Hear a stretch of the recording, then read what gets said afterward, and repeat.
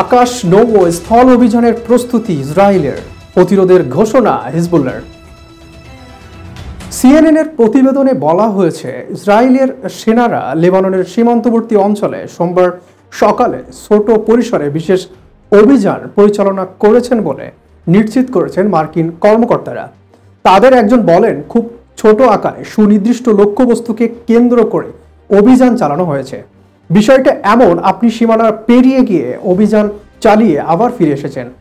এসব ছোট হামলার মধ্য দিয়ে ইসরায়েলের লেবাননের স্থল হামলা শুরু করেছে, এমনটি বলতে রাজি নন ওই কর্মকর্তা।